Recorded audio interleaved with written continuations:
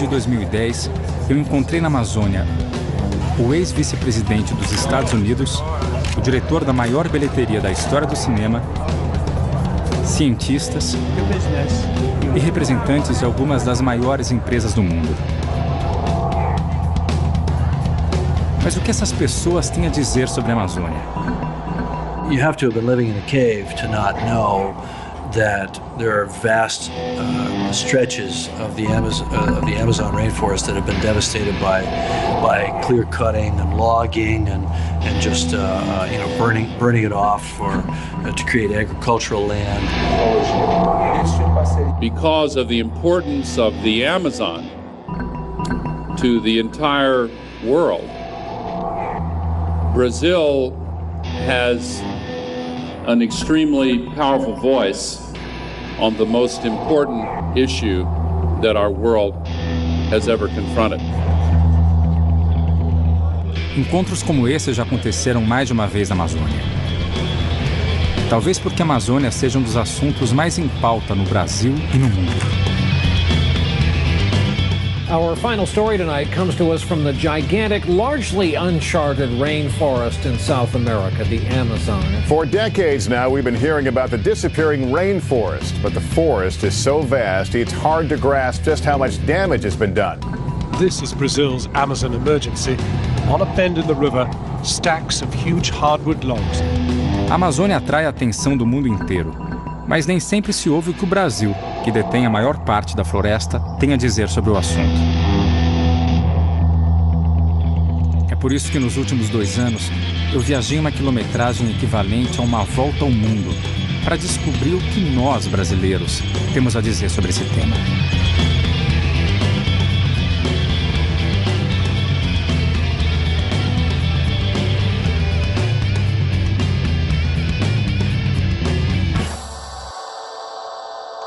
A Amazônia ocupa mais da metade do território brasileiro. Mas ao contrário do que muitos estrangeiros pensam, o Brasil não é só floresta. Eu, por exemplo, moro numa cidade com cerca de 20 milhões de habitantes, considerada a 4ª maior aglomeração urbana do mundo.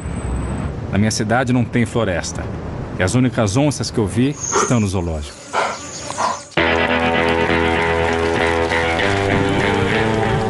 É evidente que, como cidadão relativamente bem informado, eu acho que a Amazônia não deve ser destruída.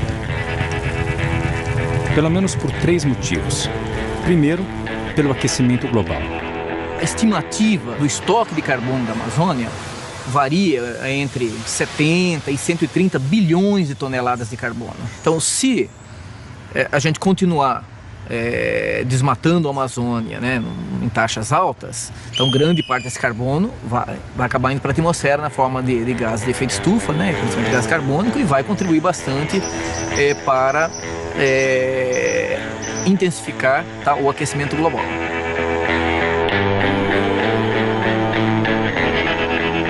Mas esse não é o único motivo.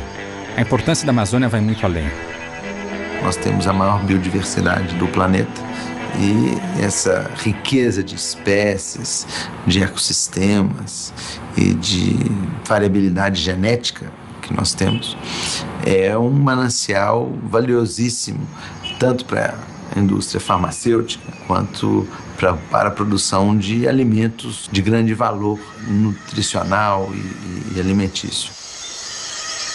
Se toda a Amazônia for desmatada, nós teremos uma massiva extinção de espécies. Existem milhares, e na verdade dezenas de milhares de espécies da fauna e da flora na Amazônia que são endêmicas. Elas só existem em áreas muito localizadas da Amazônia. Um desmatamento geral elimina a possibilidade dessas espécies, ou muitas dessas espécies, sobreviverem. Então será uma extinção biológica de enorme impacto.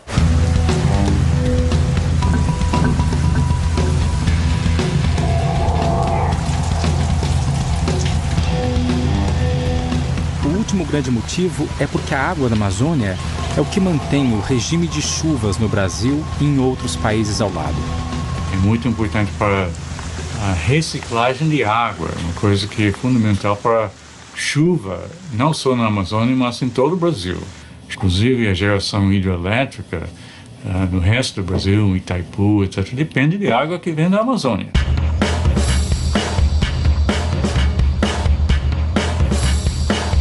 Chuva, água doce, clima, biodiversidade. A Amazônia é essencial para o mundo. E o Brasil, responsável pela maior parte da floresta, tem que encontrar um caminho novo para desenvolver-se com ela de pé. Se você pegar os países desenvolvidos, eles se desenvolveram a custas dos seus recursos naturais e destruíram os seus recursos naturais. Nós temos hoje uma situação completamente diferenciada. A nós, não só por uma pressão interna, mas também por uma pressão internacional, é exigido um respeito profundo ao nosso ambiente, porque sabidamente ele tem um efeito globalizado. Nós já perdemos aproximadamente 18% da Amazônia brasileira. 1% da Amazônia é muita coisa. 1% da Amazônia é maior que o estado do Rio de Janeiro. Então, a Amazônia é tão grande que esses números, se não forem bem contextualizados, as pessoas acham que estão 18, ainda tem 82. Aqui não tem 82, os outros 82 não estão intactos. Parte dessa floresta já foi explorada. A arqueologia nos diz que o homem habita a Amazônia há pelo menos 11 mil anos. Até 1975, menos de 1% da Amazônia estava desmatada. Desde então, quase 18% da floresta foi destruída. Uma área maior do que a França. Bom, o que levou à destruição é a nossa trajetória histórica, econômica e social e institucional. E o governo, de certa forma, foi o grande responsável. Ele pagava para desmatar, ele criou toda uma lógica de que o processo de integração da Amazônia teria que passar pelo desmatamento. Com todas essas informações na cabeça, eu fui até o sul do Pará, uma das áreas mais desmatadas da Amazônia nos últimos 40 anos. É a terra onde mora Lázaro, um fazendeiro que veio há 35 anos para a Amazônia. A minha vinda para o Pará é uma história longa, viu?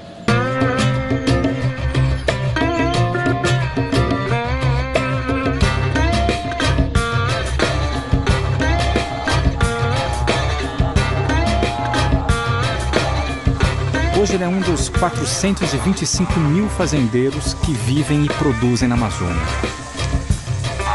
É mais um dos que chegaram aqui nos anos 70 apenas com um sonho. Mas para realizar esse sonho, ele precisava primeiro destruir a floresta.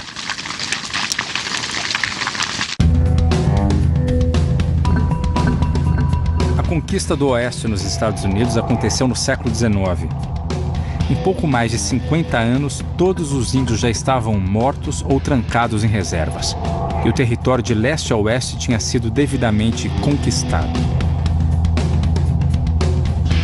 A nossa conquista do Oeste, ou melhor, do Norte, foi feita por gente como Lázaro, incentivado pela política de ocupação idealizada pelos militares. A Amazônia aparecia no imaginário do país como um vazio demográfico, diziam os militares naquela época. Um vazio demográfico que precisava ser ocupado em nome da segurança e da soberania do Brasil, etc.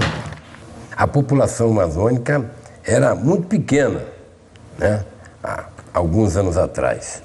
Então, aqueles que pensaram no desenvolvimento da Amazônia, pensaram na maneira de você, na ocupação dessa Amazônia. Então, eu não tenho dúvida que isso foi um fato positivo. O modelo dos militares, na época, a ideia central era boa, que era fazer a integração da Amazônia, finalmente.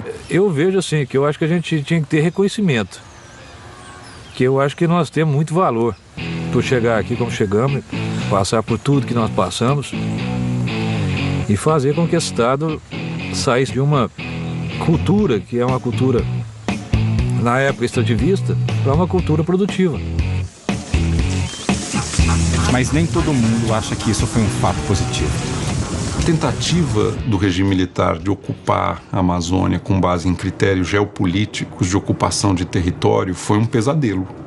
Foi um pesadelo. O problema da Amazônia é que parte das pessoas que vieram para cá, motivadas pela sua herança cultural e pelas políticas públicas, vieram para cá para desmatar a Amazônia. Nós fomos obrigados a desmatar tudo.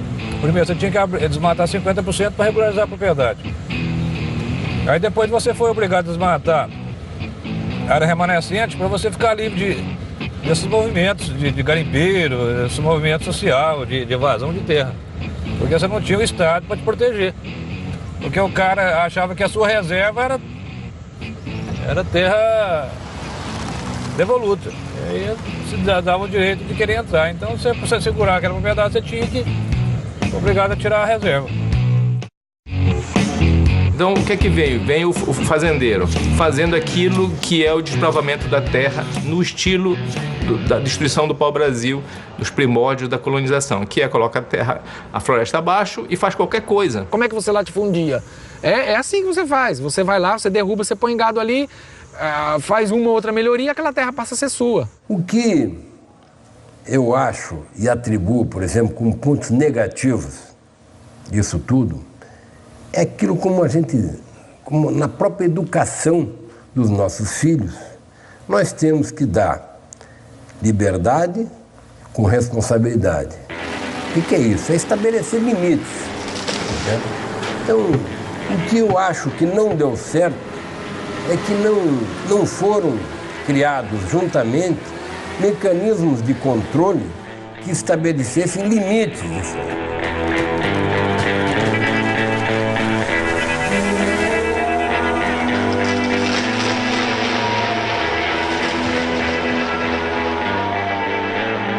É difícil julgar o que aconteceu 40 anos atrás. Naquela época não se falava em meio ambiente e não havia ameaça do aquecimento global.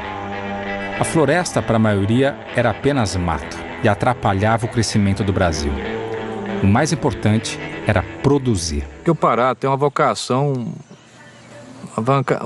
fantástica para a agricultura e pecuária. Por causa do clima, do sol e da chuva, entendeu? Então aqui, e por causa também da logística. Você vê, nós hoje estamos próximos dos mercados consumidores. A pecuária extensiva foi a maneira encontrada para se colonizar os grandes espaços. Nos últimos 40 anos, o total de cabeças de gado na região passou de 1 milhão para 60 milhões. 3 bois por habitante da Amazônia. Existem mais bois aqui do que em toda a Europa Ocidental. Eu vou subir aqui. Todo mundo fala, vamos preservar, vamos preservar, vamos preservar. Quando eu cheguei aqui no Pará, na década de 76, o paraense não conhecia leite de vaca. A carne que se comia no Pará era toda importada.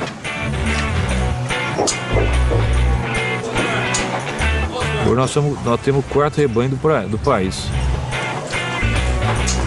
O gado e a soja hoje são os 2 polos do chamado agronegócio na Amazônia, que são também 2 anomalias. Então ele faz gado porque é mais barato, porque amansa a terra e depois ele pode fazer qualquer outra coisa.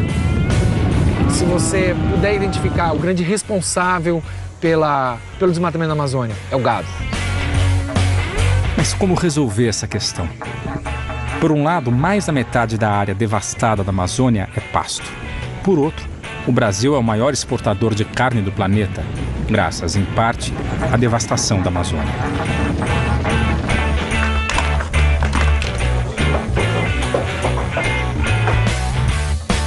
Eu só falo, meu, eu falo, rapaz, pode ser o pior negócio do mundo, mas eu não paro de criar boi. Entendeu? Só paro o dia que eu morrer. Criar boi de maneira extensiva pode ser um bom negócio para o Lázaro, mas certamente não é para a floresta. As estatísticas mostram que há menos de 1 boi por hectare nas terras desmatadas da Amazônia. 0,9 boi, se isso fosse possível, né? Substituir floresta por pecuária de baixíssima produtividade certamente não é uma atividade que deve ser recomendada para a Amazônia. Os técnicos acreditam que a produção poderia ser dobrada ou até triplicada com a ajuda da tecnologia, sem que fosse necessário cortar uma única árvore. A ideia hoje é não aumentar 1 palmo de área desmatada na Amazônia, e sim recuperar aquelas áreas que já foram desmatadas no passado, poder aproveitá-las quando da forma correta para a pecuária, no local certo, na hora certa. Mas não é tão simples assim. O desmatamento na Amazônia, embora venha diminuindo nos últimos anos, ainda é grande e se expande para novas áreas. Quando olhamos para o mapa, é fácil ver que ele forma um arco envolvendo toda a parte sul da Amazônia. O arco de desmatamento é um crescente, onde mais de 80% do desmatamento até hoje tem acontecido. Só que nos últimos anos, os dados, por exemplo, nos últimos 2 anos, se mostra claramente de que o grosso está saindo de lá e está subindo no Pará, né? Inclusive ao longo da rodovia BR-163, mesmo sem ter asfalto ainda.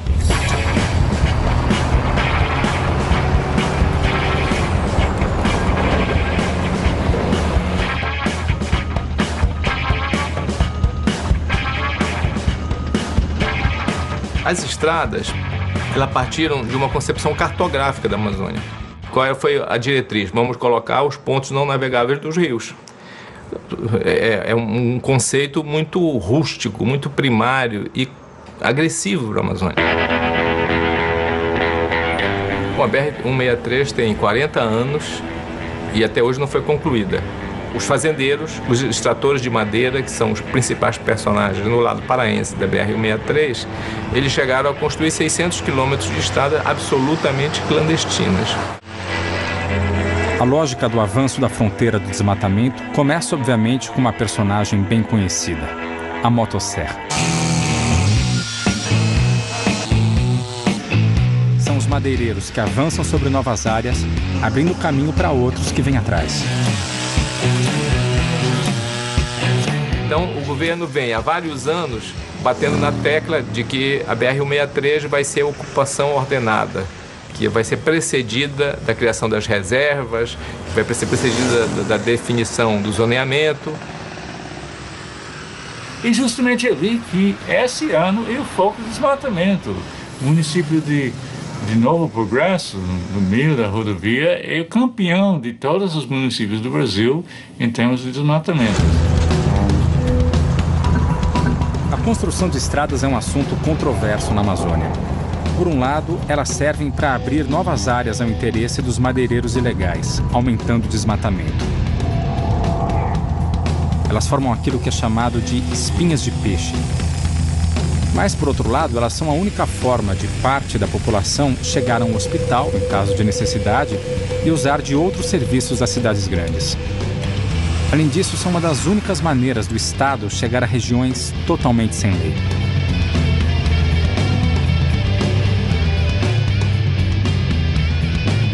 Esses aí são funcionários do INCRA, o órgão responsável no Brasil por fazer a reforma agrária, que nada mais é do que uma distribuição mais justa da terra.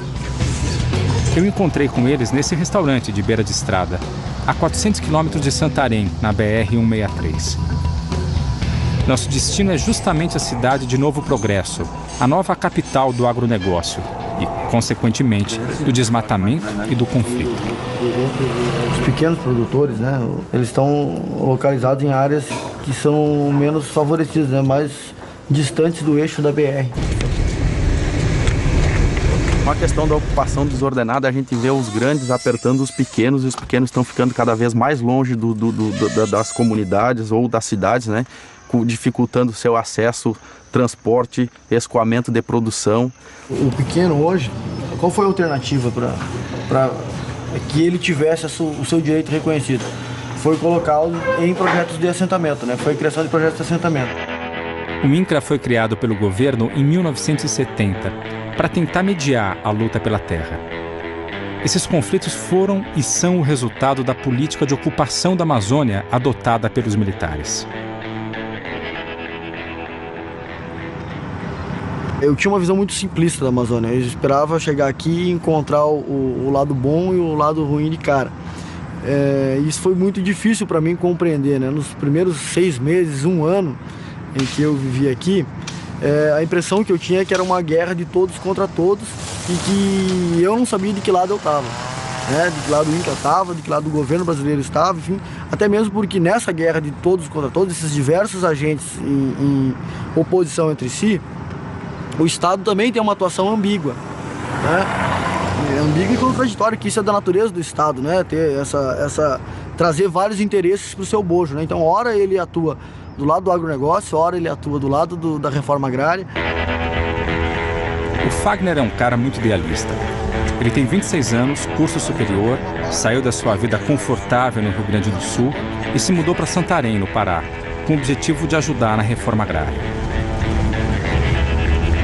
A relação de forças aí é muito desigual, né? Nós estamos brigando com um facãozinho, né, contra todas as armas do poder econômico, do poder político, né, e muitas vezes do próprio judiciário, da própria estrutura estatal, né, que é toda ela voltada para conquista das fronteiras agrícolas, para agregação de riquezas, né? Então, nós estamos lutando contra a força do sistema.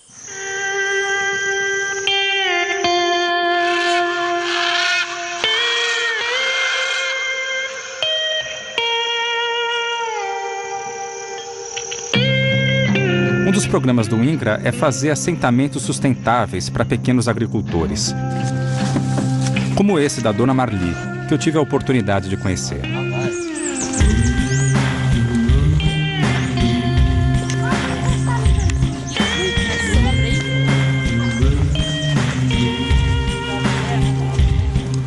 Hoje, o pequeno agricultor depende basicamente do apoio do Estado.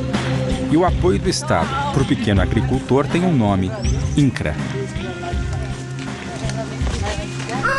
O seu lote é de comprido, assim, né? Que nem esse. Esse assim, para lá. Minha leitura tem, né? Não se importa não. Dona Marli, o nosso trabalho hoje aqui é fazer uma vistoria rapidinha para identificar o que a senhora tem de benfeitoria, criação, plantações, né? Porque a gente está na iminência de pagar os créditos, apoio inicial e habitação no projeto. Tá, Dona Maria? Era isso que a gente precisava com a senhora. De quem está morando. Muito obrigado. Eu que agradeço. Nós temos que seguir aí. Tá. Até outro dia. Esse modelo de assentamento, ele tem algumas peculiaridades.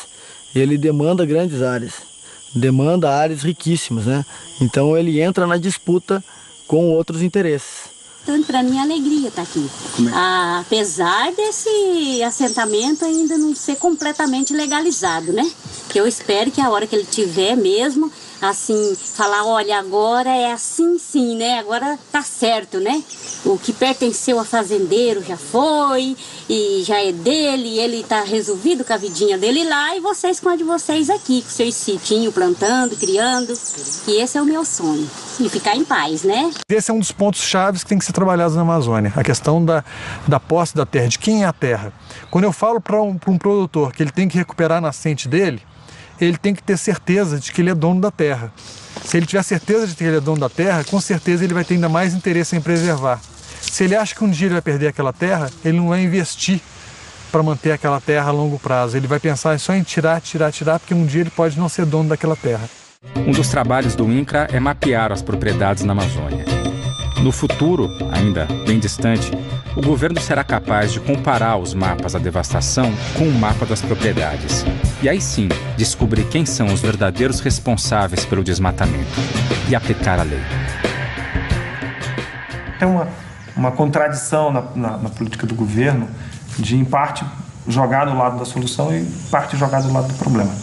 Quando o governo coloca um assentamento de reforma agrária numa área de floresta, ele está do lado do problema. Ele está, de fato, usando a floresta para resolver no curto prazo uma demanda social, mas no médio prazo essa demanda social não vai ser resolvida, porque a floresta não é o local para fazer reforma agrária. Mas o governo, quando cria uma reserva ambiental e numa área que seria desmatada, o governo, de fato, está jogando do lado da solução. Então nós estamos indo com destino a fazer Marambaia. É uma fazenda que tem um acampamento sem terra na frente dela. E nós vamos reunir com alguns produtores que estão lá, inclusive o proprietário. Está sendo objeto de especulação desses movimentos agrários liderados por essa sigla MST, né? Que tanto terroriza o Brasil. Meu nome é Gladson Barbosa de Souza. Entrei no movimento em 94, ou seja, agora completou os seus 16 anos, né?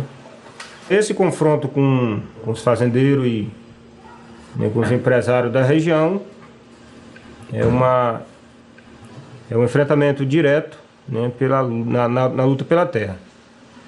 Então, e hoje ele é um pouco mais acirrado, porque tanto o MST também conseguiu se organizar mais, né, e também os fazendeiros conseguiram se organizar cada vez mais.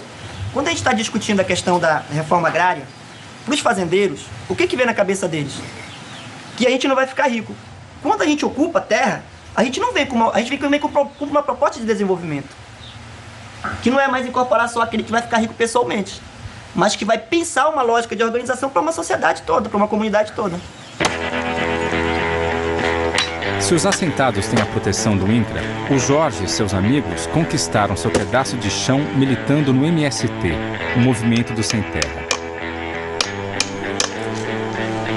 É uma outra forma de tentar equilibrar a disputa pela terra, ocupando fazendas e muitas vezes partindo para o confronto aberto. Nasci na periferia de Belém, no bairro chamado Guamá. Eu acho que como conquista fundamental foi ter espaço de moradia, ter espaço de educação dos meus filhos, que eu não teria se estivesse numa periferia de uma capital. A gente, quando entra numa ocupação, quando a gente vai para um acampamento, a gente vai sabendo que lá a gente vai viver mais e a gente vai viver melhor. Porque a gente quer sair daquelas condições que a gente tinha lá na cidade para construir uma outra. Porque ninguém sai de uma condição de vida para ir para uma outra pensando que vai piorar, que vai morrer, que vai, né? A gente sempre pensa que vai para melhorar, para viver melhor. A dificuldade muito grande dos movimentos sociais se consolidarem na região é exatamente pelas pressões que recebem pelo longo histórico de impunidade daqueles que agem contra os trabalhadores, né? Praticamente todo presidente de sindicato de trabalhadores rurais aqui já recebeu várias ameaças, né? O presidente da associação que combate o madeireiro, né, ele é ameaçado, ele tem a sua casa queimada, enfim, esse é o cotidiano, né, de um lugar em que o Estado esteve ausente durante muito tempo. Hoje isso começa a mudar com a chegada dos órgãos estatais, mas ainda a passos muito tímidos, né? Não se trata apenas de discutir a presença do Estado, mas a qualidade da presença do Estado, né? Quer dizer, todos nós que trabalhamos na Amazônia, pela sociedade civil, no terceiro setor, com os movimentos sociais, advogamos a importância de que haja um aumento qualitativo da presença do Estado na região, mas do chamado Estado democrático de direito. Qualquer Estado não, entendeu? Nós queremos que a justiça funcione, que a polícia apure os fatos, né, que a violência seja reprimida.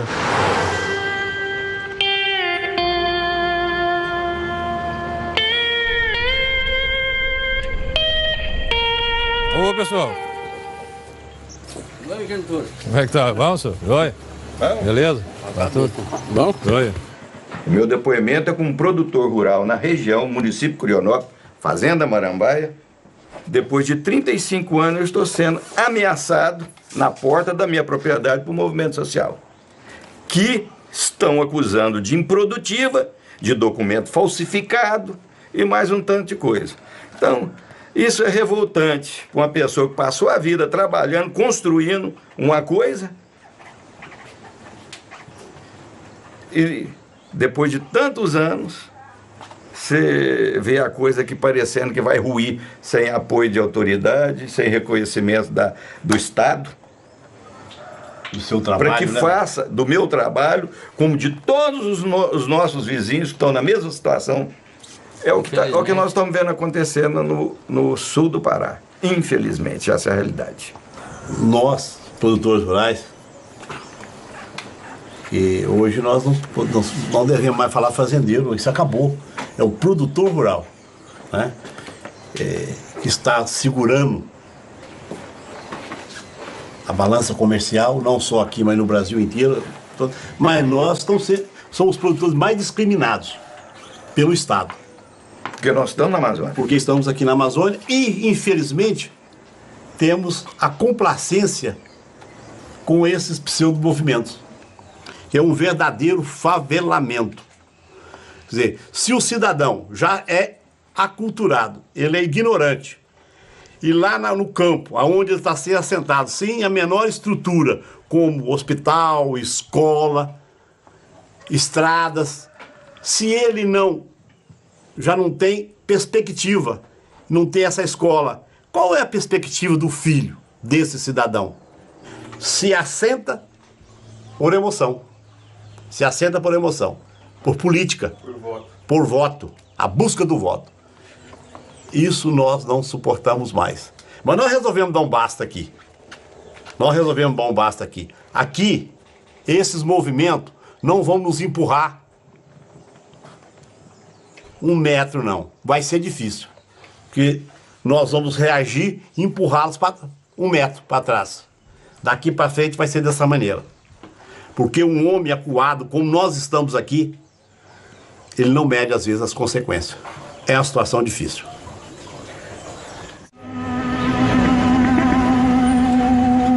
A história da ocupação do território, tanto pelo fazendeiro quanto pelo pequeno produtor, tem um início em comum: a grilagem da terra. A grilagem consiste no ato de se falsificar um documento de terra, né? Ela tem esse nome porque o processo mais rudimentar que se tinha disso, a forma mais arcaica de se grilar um papel, era produzir um papel, colocar numa gaveta cheia de grilos.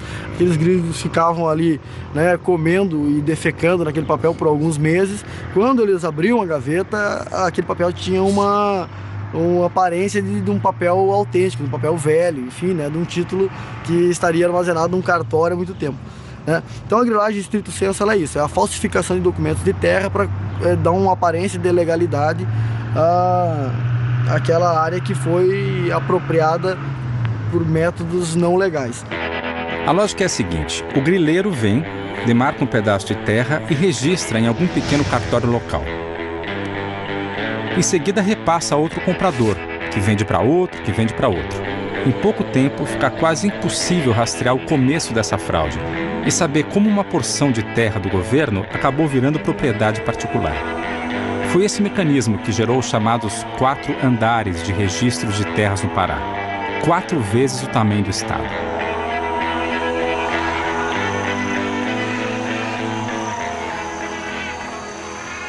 Não, aqui dentro, até por enquanto, assim, eu tô bem. Sobre esses pessoal aí, todo mundo são meus amigos aqui. Mesmo os caras que perderam aqui, que fizeram esse pedacinho aí, tudo pegou e ficou... Ficar tudo de bem, não tem problema algum. Tem que manter essa harmonia aí com o pessoal, né? Com os assentados, que começando aquele negócio de ameaça, de briga aí, fica ruim. Não, mas é que naquele tempo que não queria que eles sentavam aqui, eu tenho que ameaçar, porque se eu não ameaçava, vieram uma vez com 3 espingardas aí, e falei, mas rapaz, vocês estão aí ficando besta. Vocês sabem que vocês não conhecem quem é eu? Eu vou entrar de um tal de gauchinho, que vocês falam, não sei, que tá alemão a pressa, um tal de Paraná com a espingarda também. Quando que foi, de repente, tinha 10 gente lá.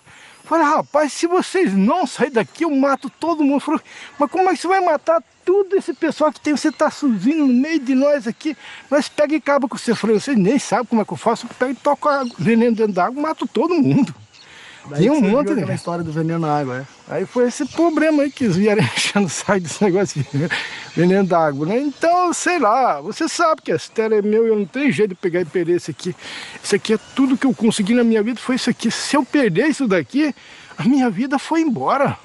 Você comprou de quem? Isso. Quando que eu comprei do Ney Desan, lá do Paraná. Mas você não teve escritura, nunca registrou no cartório, né? Não, só tem... Fizeram um contrato, só um contrato de compra e venda. Mas foi feito no cartório.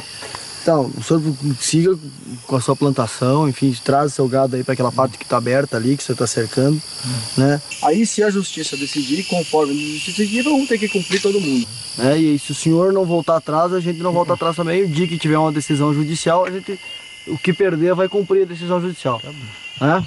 Então tá, até logo. Tudo bem? Próximo, tá? A grilagem de terras leva sempre à expansão das fronteiras do desmatamento e do agronegócio. E cria rapidamente cidades como Novo Progresso, atraindo gente de outras partes do Brasil para explorar e viver da floresta. Todo tipo de transação e de registro de posse de terras tem que passar necessariamente por aqui. Eu fui conhecer o Dr. Mário, dono do único cartório de toda a região, para saber se a grilagem ainda existe.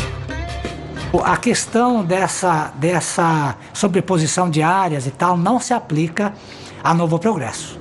aqui não existe, que seja de nosso conhecimento, nenhum conflito nesse sentido, e esse fato os senhores podem confirmar junto ao juiz da comarca de Novo Progresso que eu estou dizendo da verdade.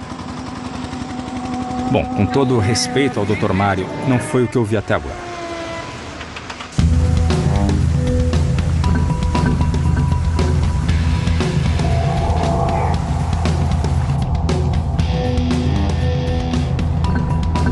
Mas seria simplificar tudo o que vi dizer que o problema da Amazônia está somente na pecuária extensiva ou na propriedade legal. Ao longo dos milhares de quilômetros que percorri, pude ver o quanto a miséria pode ser um fator de destruição da floresta.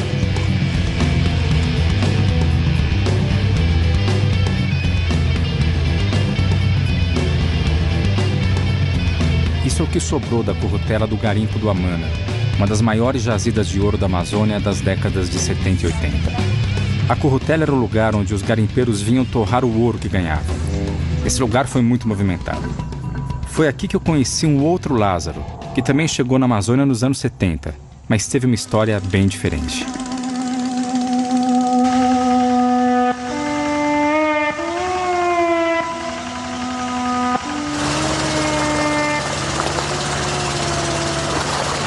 Bom, garimpo para mim, a princípio foi assim uma febre, um mal, entendeu? E o bem, porque eu não posso me queixar de garimpo. Ganhei dinheiro com garimpo em 1984, no Marupá, no Alto Tapajós. Nós produzimos uma média de 150 quilos de ouro.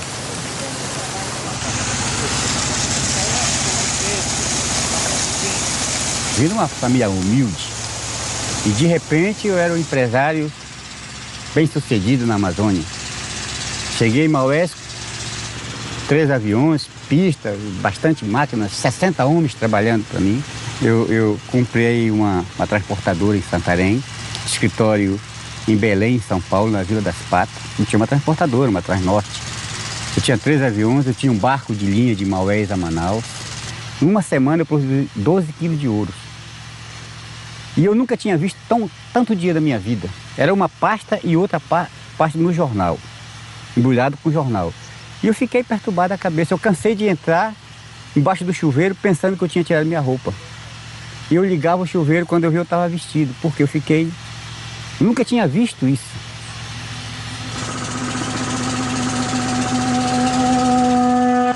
Então eu investi errado, porque eu não tinha tempo para tomar conta disso.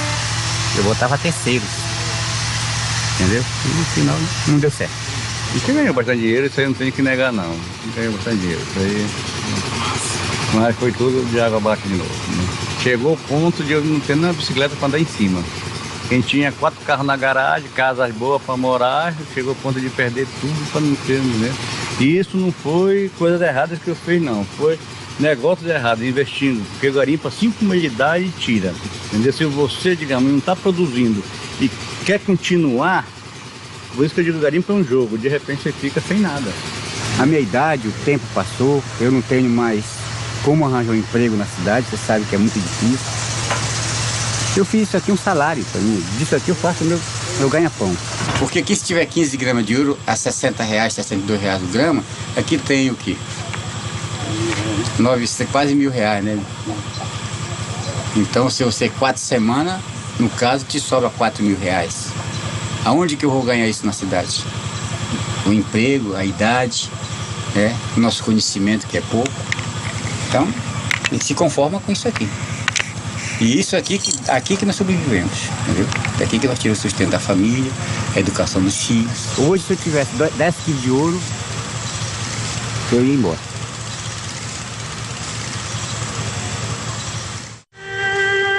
A vida incerta do garimpeiro ainda atrai muita gente.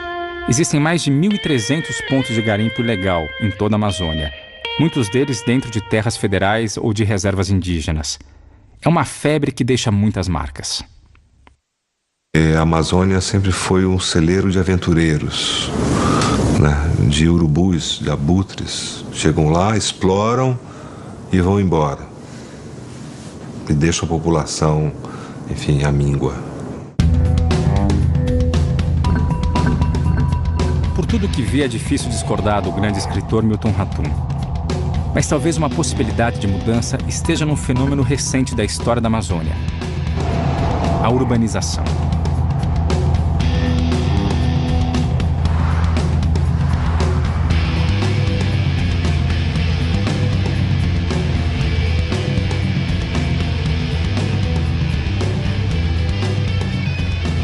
A Amazônia hoje está em grande parte urbanizada e há concentrações enormes, né? Talvez o exemplo mais gritante é o estado do Amazonas, onde Manaus é uma cidade enorme, é uma metrópole, entendeu? E as outras regiões do estado têm baixa densidade.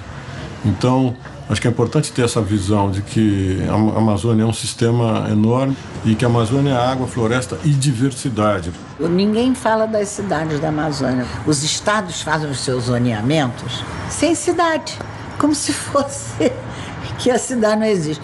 E, no entanto, 70% da população da Amazônia vive em núcleos urbanos. Acontece que as cidades são cidades absolutamente sem dinamismo algum.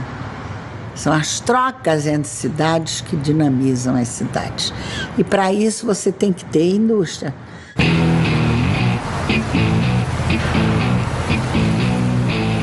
É possível perceber que a Amazônia hoje é bem mais do que a floresta. São centenas e centenas de cidades que abrigam a maior parte dos cerca de 25 milhões de habitantes da Amazônia. E eu me pergunto, no meio de tanta cidade, onde estariam os povos da floresta?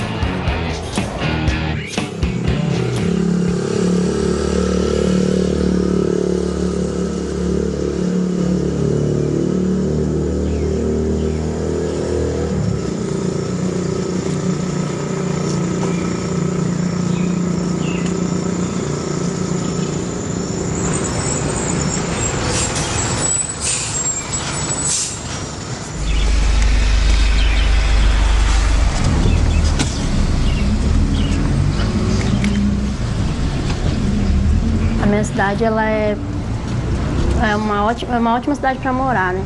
Tem tudo que você imagina, assim. Quando falam que aqui só tem floresta e só tem, tipo, índio, essas coisas, isso me deixa um pouco chateada, porque aqui tem muita tecnologia. Aqui é um estado, né? Um lugar onde tem muita tecnologia. É um lugar, assim, tipo, acho que um paraíso mais modernizado, entendeu?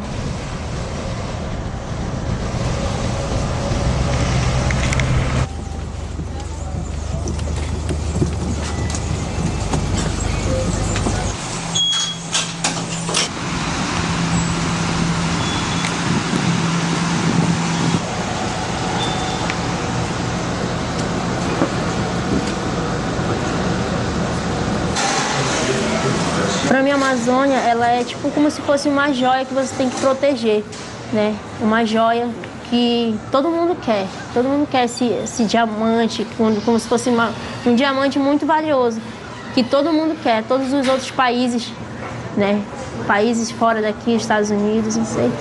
E ela é nossa, ela é minha.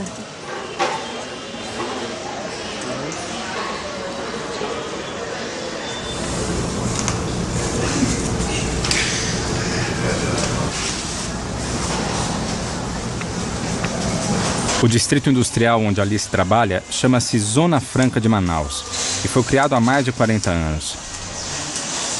Do mesmo jeito que incentivou a ocupação de terras em toda a Amazônia, o governo quis atrair as empresas para cá, oferecendo condições super especiais. De certa maneira, isso funcionou. Hoje existem mais de 450 empresas de alta tecnologia em Manaus. Tudo muito bom, né? O problema é que a tecnologia, bom, essa vem de fora. Ainda são poucos os centros de produção científica da Amazônia. Para se ter uma ideia, existem mais doutores na Universidade de São Paulo do que em toda a região amazônica. Eu acho que a chave para você desenvolver a Amazônia, desenvolver produtos na Amazônia, desenvolver a Amazônia, o que a Amazônia tem em termos do seu potencial, ele está estritamente e extremamente vinculado à produção do conhecimento sobre a Amazônia. Há um mundo desconhecido na Amazônia que, com os 3.500 doutores que nós temos do lado brasileiro da Amazônia, vai ser praticamente impossível a gente conhecê-la, sei lá eu, no próximo milênio, alguma coisa desse tipo. E quem consome a montanha de televisores, aparelhos de som e DVD, máquinas fotográficas, computadores, celulares, relógios e motocicletas made in Manaus? Todos nós. A Zona Franca é hoje uma ilha industrial cercada de floresta por todos os lados. Bom, o meu maior sonho é ter uma casa confortável. Tenho vontade de ter filhos, de casar, uma televisão, um carro, um computador, comprar geladeira, comprar tudo da melhor qualidade, entendeu? Tudo da melhor qualidade, porque um dia eu posso chegar, levar minha mãe na minha casa, olha, essa é a minha casa, isso é o que eu conquistei. Eu descobri que a Alice tem sonhos não muito diferentes dos meus. Na verdade, ela tem sonhos iguais a quase todo mundo. Mas para ter tudo isso, tem que produzir, tem que ter matéria-prima. E uma grande parte das matérias-primas mais importantes para a economia do Brasil e do mundo está escondida no subsolo da floresta. Para começar, a Amazônia é extremamente rica em vários tipos de minérios. No Pará, por exemplo, está a maior mina de minério de ferro a céu aberto do mundo. Desse pequeno ponto, que representa 0,01% da área total da Amazônia, saem cerca de 100 milhões de toneladas de minério por ano. Hoje, o minério de ferro daqui abastece os 4 cantos do planeta. Ou seja, gente do mundo todo é beneficiada pelo subsolo amazônico. E sem minério de ferro, nossa vida urbana simplesmente não existe. Não há carros, televisão, computador, geladeira, prédios e cidades.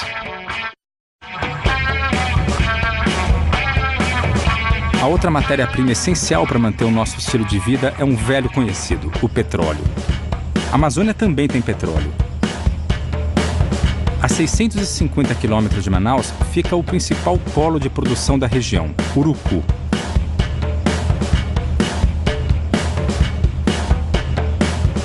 Nessa pequena base, no meio da mata, são produzidos 55 mil barris de petróleo e 10 milhões de metros cúbicos de gás natural por dia. O petróleo é considerado de altíssima qualidade e é usado para pôr gasolina no nosso carro, entre outros usos. E hoje o mundo, consome como um todo cerca de 80 milhões de barris por dia. E pelas projeções que nós temos, daqui a uns próximos 20, 30 anos, talvez estejamos consumindo 100 milhões de barris de petróleo. Porque apesar do esforço que a sociedade tem feito na busca de energias alternativas, esse processo ele tem um tempo de maturação. As projeções sempre indicam que o petróleo, o gás e o petróleo continuarão por um período, talvez de 30, 50 anos, como uma das principais fontes de energia para esse modelo de sociedade que nós vivemos. A gente sabe que a gente não pode deixar de utilizar os recursos minerais que existem na Amazônia, os recursos petrolíferos que tem na Amazônia. Seria uma estultice de quem quer que seja você dizer que você tem que preservar, colocar uma redoma em cima disso e não utilizar. Não dá. Você tem que saber utilizar. Você tem que utilizar com o menor impacto possível. O nosso estilo de vida coloca pressão sobre a floresta. Disso eu não tenho mais dúvidas. Mas, ao mesmo tempo, é impossível pensar que estejamos preparados para abandonar essa maneira de viver. O que eu chamo de desenvolvimento? Só mais? Só ter? Até pouco tempo atrás, o desenvolvimento se media simplesmente pelo PIB. Produto Interno Bruto era a medida do desenvolvimento. Hoje, questão de justiça social, questão de distribuição, questão de saúde, a esperança de vida, a mortalidade infantil, todas essas são novas medidas do que seja desenvolvimento. Muitas empresas que estão na Amazônia, extraindo as matérias-primas que garantem a nossa vida do jeitinho que ela é, já estão falando de uma maneira diferente. Do jogo de forças entre o lucro e a responsabilidade com o planeta, surgiu a sustentabilidade. Ah, que palavra bonita! Mas alguém sabe o que isso quer dizer? De verdade. Olha, tem um pesquisador inglês que classificou mais de 20 ou 30 conceitos de sustentabilidade, nem sempre compatíveis entre si. Como toda palavra que entra na moda, ela acaba servindo de pau para toda a obra.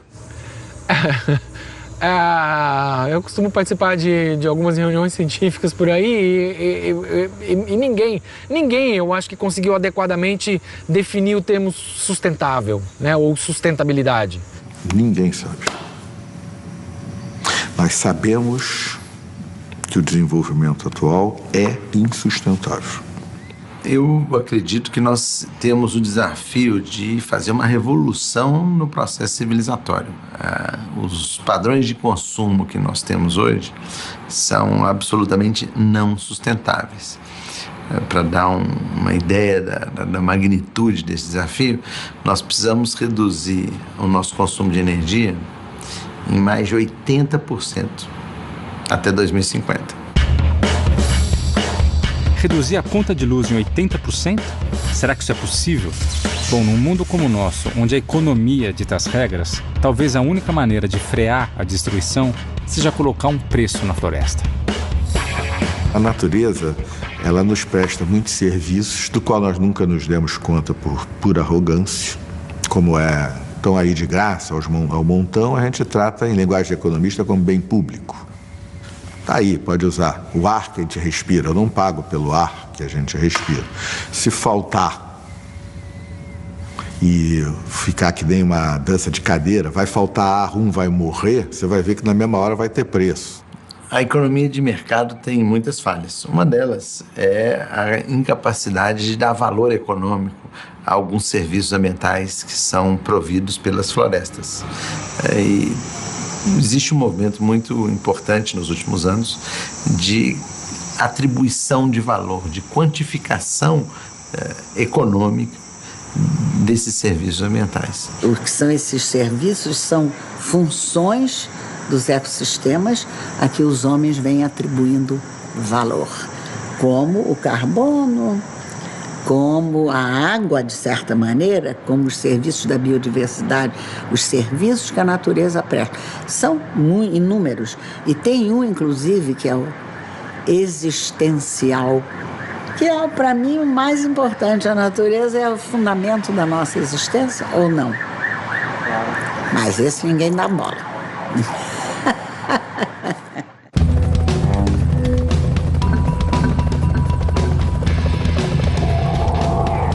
Muita tinta já foi gasta para falar da relação entre o homem e a natureza. Mas talvez um dos capítulos decisivos sobre essa relação esteja sendo escrito hoje na Amazônia, a partir das investigações da arqueologia.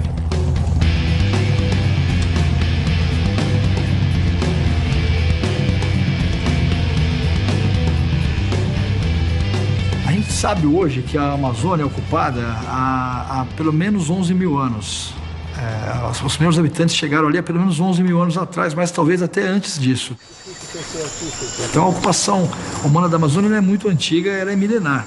Mas por uma série de questões, que isso tem que ser melhor conhecido, melhor estudado, se criou aquele mito de que a Amazônia, antes da chegada dos europeus, era uma região que nunca foi densamente ocupada. Hoje todo mundo acha que a floresta sempre foi assim, uma mata virgem. Na verdade, os arqueólogos explicam que essa mata é o resultado da ação de milhões de pessoas. Segundo suas pesquisas, existiam cerca de 5 milhões de pessoas na Amazônia antes da chegada dos europeus. 5 milhões de pessoas que conseguiram usar a floresta para viver bem e sem destruir. Algumas dessas intervenções, elas criaram novas configurações paisagísticas que hoje em dia são muito importantes para os ocupantes atuais da Amazônia. Por exemplo, as terras pretas. Com a ocupação que eles tiveram ao longo de dezenas e centenas de anos, eles vão descartando matéria orgânica, né? Das coisas, da comida, processamento de alimentos, cestaria que eles fazem, tudo que é material orgânico, ele vai sendo adicionado ao solo, né? Ele se decompõe e ele forma essa terra preta, que é um solo extremamente fértil. É diferente do solo normal da Amazônia, ele não é um solo original. são procurados hoje em dia pelas populações locais para o plantio, porque eles mantêm as suas condições de fertilidade ao longo dos anos, ao contrário dos solos tropicais normais que perdem rapidamente a sua fertilidade. E nós sabemos hoje em dia, graças à arqueologia e os trabalhos feitos pelas ciências de solo também, que esses solos foram criados pelos antigos habitantes da Amazônia a partir de 5 mil anos atrás, inicialmente na região do Alto Madeira, em Rondônia, e depois em outras partes da bacia amazônica. A gente sabe que a agricultura na Amazônia é muito antiga. A mandioca é uma planta que foi domesticada há milhares de anos, talvez há 8 mil anos atrás. Isso é engenharia genética. Domesticar uma planta, transformar uma planta selvagem numa planta cultivável, como a mandioca, é um conhecimento sofisticado sobre as plantas, sobre a natureza amazônica. Então, esse conhecimento existia.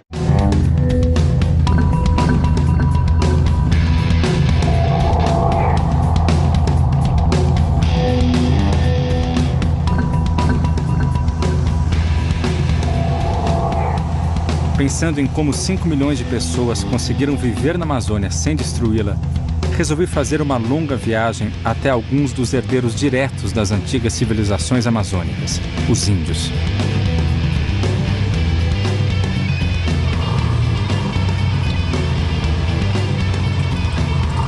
Choveu muito aqui, tá mole a pista. Atualmente são mais de 200 povos indígenas na Amazônia, alguns deles sem contato algum com o homem branco. Entre esses povos, existe uma das maiores diversidades de culturas e línguas de todo o planeta. No Brasil são cerca de 160 línguas indígenas. Tá? Na Amazônia, cerca de 2/3, mas de 100 a 110 talvez, na Amazônia. Então, na Amazônia e no Brasil, você tem línguas tão ininteligíveis quanto o russo e chinês, quanto tailandês e inglês, por exemplo. Os índios também lutam pelas terras da Amazônia. E volta e meia seus detratores valem-se de inúmeros preconceitos para desqualificá-los. Um dos preconceitos mais difundidos é o de que a cultura indígena teria desaparecido. Afinal, alguns índios usam bermuda, outros falam no celular. Quem usa essas coisas ainda é índio? Olha, isso é o tipo de preconceito que você tem com minorias. Porque, veja bem, a gente não se veste como nossos pais, nossos avós, nossos bisavós. A gente não come as mesmas coisas, a gente não faz as mesmas coisas, a gente não fala do mesmo jeito e, no entanto, ninguém põe em dúvida a nossa identidade, tá certo? Somos brasileiros ou o que seja, enfim, isso não é problema.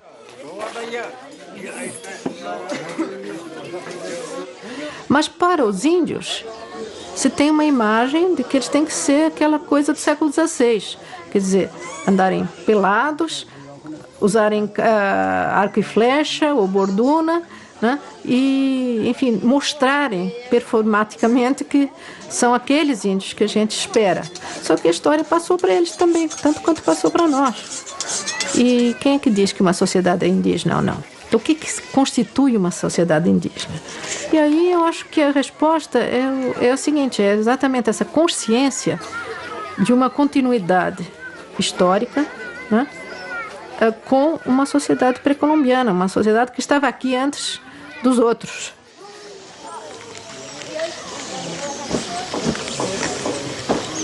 Passar esses dias ali foi uma experiência, no mínimo, diferente. Eu já viajei para vários países do mundo e nunca achei que estivesse num universo tão distante. Parte desse estranhamento é porque, de um modo ou de outro, a gente é tão educado na cultura europeia que acha que esse é o único idioma cultural do mundo, seja em Nova York, São Paulo ou Paris.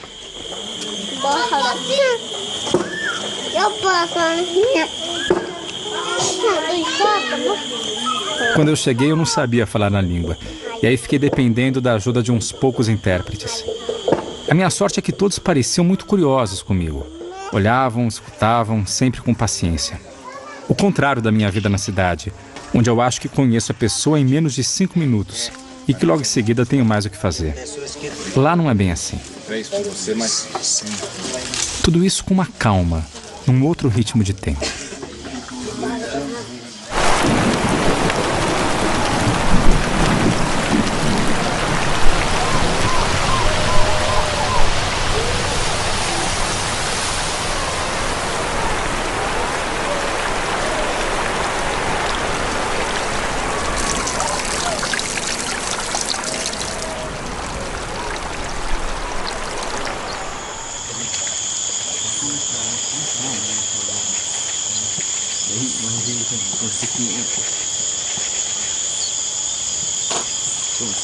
A floresta é a casa do povo Yanomami. Se chama floresta. Nós chamamos Urihi, onde que os povos Yanomami vivem há muitos anos, caçar, coletar, cuidar. Então, essa para nós é diferente. Além disso, a luz é outra, o calor é outro, a umidade é outra, o ar é outro. Mas talvez o mais estranho de tudo seja a proximidade excessiva de todos no cotidiano, sempre com muita gente do lado. Falo isso porque eu sempre vivi de uma outra maneira, até porque na cidade viver sozinho é normal. Já entre os índios é o contrário, não tem nada mais esquisito do que morar sozinho. Também não sei se eles entendiam direito o que eu estava fazendo lá, porque eu não estava com a minha mulher, filhos ou pais. Foram horas em que eu mesmo me perguntei o que eu estava fazendo lá, no meio de uma aldeia. Afinal, as aldeias são como grandes famílias que moram juntas. Para nós, Yanomami, para nós índios, nós pensamos que vocês são não pensa nada. Só pensa de andar, se pensa de trabalhar, se pensa de resolver, tirar documento, resolver problema. E para nós, você não está pensando no futuro. Um branco, ele não ama a terra. Ele não ama a floresta. Desenvolvimento, desenvolver um povo, desenvolver uma criança, filho.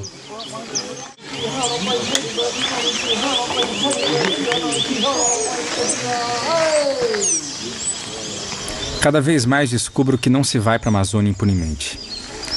Acho que eu só pude entender um pouco mais esse universo depois que eu fui falar em São Paulo com outras pessoas. Quais as maiores diferenças entre a minha concepção de mundo e a deles? Já começa, digamos, na relação homem-meio, né? Ou homem-terra, se a gente quiser, para chegar mais fundo. Né? Porque, digamos, eu acho que para os povos indígenas, a terra não pertence a eles, são eles que pertencem à terra. Né? Para nós, a terra é um objeto inerte, certo? Mensurável e, digamos, apropriável. Né? Ela pode nos pertencer coletivamente, individualmente, etc. Mas, enfim, a questão da propriedade já é imediatamente colocada. Digamos, a terra não é separada, a floresta não é uma entidade separada de gente, de bicho, de planta, de espíritos, né?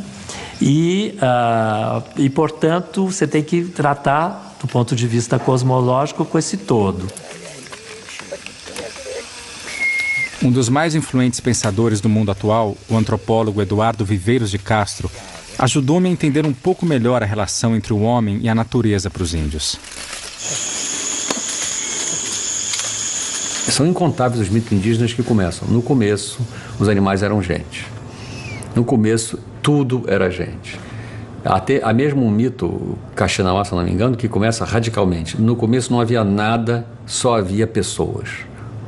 Pra gente o problema não existe esse tipo de problema. Bicho é bicho, gente é gente, né? Agora lá as coisas não funcionam bem assim.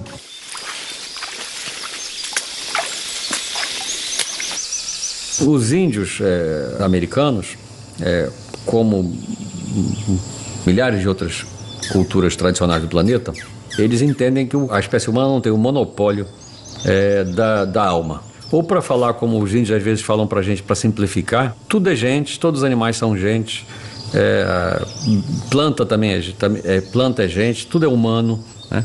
Os animais também são humanos, os porcos são humanos, as onças são humanos, os jacarés, as árvores, eventualmente até objetos e artefatos possuem um componente invisível que é humanoide, né, que tem uma forma humana. Existem várias maneiras de dizer isso. Às vezes eles dizem, por exemplo, que os animais são gente por debaixo de uma roupa. Isso que a gente vê é só uma roupa. Quando os animais estão longe da nossa visão, eles tiram essa roupa e ficam iguais a nós.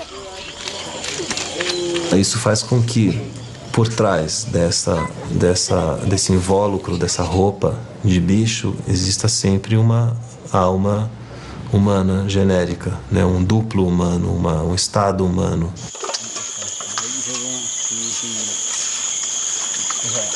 Dizem os índios que isso gera uma série de consequências e indagações. Por exemplo, o que nós comemos quando comemos os animais? O que matamos quando matamos animais e derrubamos árvores? Afinal, se todos são seres humanos, isso deverá ter consequências. Não é um mundo de Walt Disney, né? No qual todos os animais são gente, olha que bonitinho. Precisamente porque todos os seres são humanos, tudo é muito...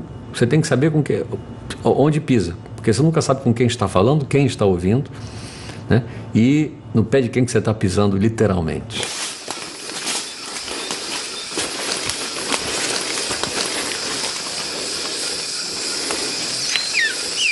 Não se faz nada impunemente, dizem os índios. Viver é muito perigoso. E é preciso muito cuidado para não ofender esses outros seres humanos, essas outras gentes na concepção deles. Não porque o universo seja frágil, mas porque, ao contrário, nós somos muito mais frágeis.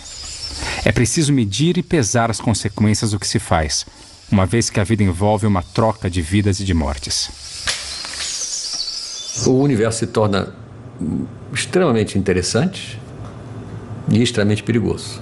Então a ideia de que o universo é essa coisa cinza, tediosa, no qual nós só podemos falar conosco mesmo, não temos diálogo com ninguém mais, porque nenhuma outra espécie, porque nós estamos sozinhos no universo. O nosso é famoso, como dizia o Pascal, o silêncio dos espaços infinitos me apavora, porque é como se a espécie humana estivesse inteiramente só na criação, porque só nós fomos criados por Deus desse jeito. O resto é essa coisa aí que a gente vê que é totalmente... É como se o resto da vida fosse toda morta, sob o aspecto espiritual, né? A criação, toda a vida é morta, espiritualmente não tem vida.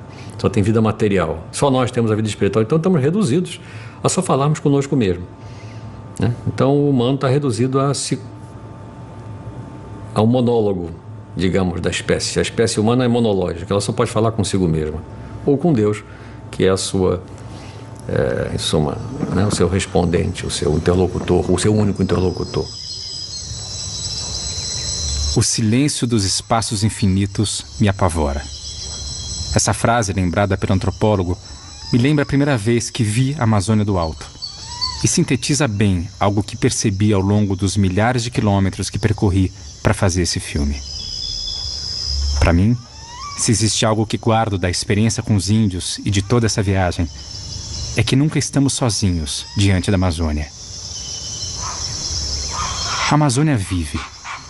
E se ela quiser, pode dar um ponto final nessa nossa vontade de moldar o universo ao que achamos que ele deve ser. O silêncio dos espaços infinitos ainda vai fazer-nos calar a boca.